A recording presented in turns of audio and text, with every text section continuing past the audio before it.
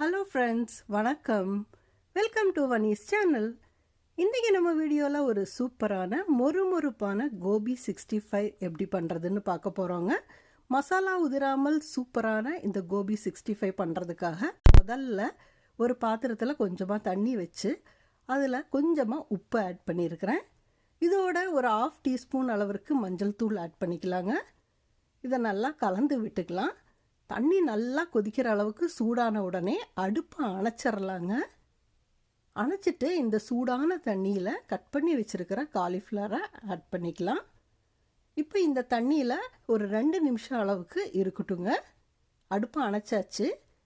2 நிமிஷம் வச்சு அதுக்கப்புறம் இதை நல்லா வடிகட்டிக்கலாங்க. தண்ணி இல்லாமல் நல்லா வடிகட்டி எடுத்து வச்சுக்கலாம். இப்போ ஒரு பவுலில் 1 கப் அளவிற்கு மைதா மாவு எடுத்துருக்கிறேன். இதோட 1/2 கப் அளவிற்கு சோள மாவு, அதாவது கார்ன்ஃப்ளவர் எடுத்துருக்கிறேன். 1 டீஸ்பூன் அளவிற்கு அரிசி மாவு, 1 டீஸ்பூன் அளவிற்கு காஷ்மீரி மிளகாய்த்தூள், நல்ல கலரை கொடுக்கும். 1/2 டீஸ்பூன் கரம் மசாலா, 1/2 டீஸ்பூன் சாதாரண மிளகாய்த்தூள் காரத்துக்கு. இதோட ஒரு 1/2 டீஸ்பூன் அளவிற்கு உப்பு சேர்த்துருக்கிறேன். இது எல்லாத்தையும் நல்லா மிக்ஸ் பண்ணிக்கலாங்க.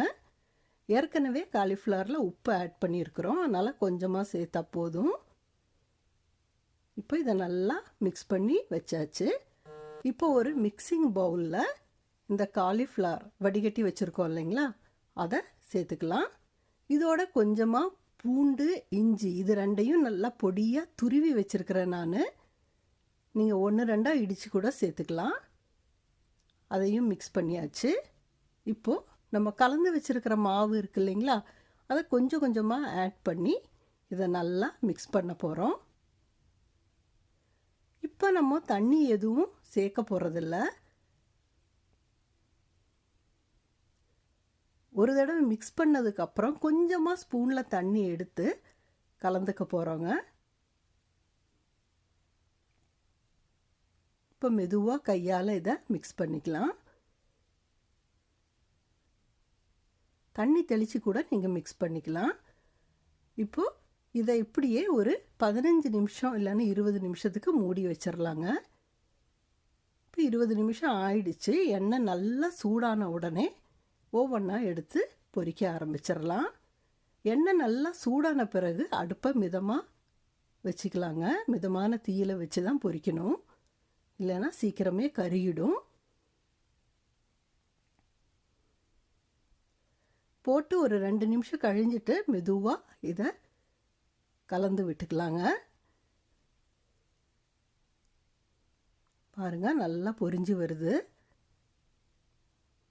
போட்ட உடனே ஸ்பூன் வச்சு அதை திருப்பாதீங்க. பாருங்கள், நல்லா மொறுமொறுன்னு பொரிஞ்சு வருது. மசாலா எதுவுமே எண்ணெயில் பிரிஞ்சு வரல, எல்லாமே நல்லா ஒட்டி இருக்குது.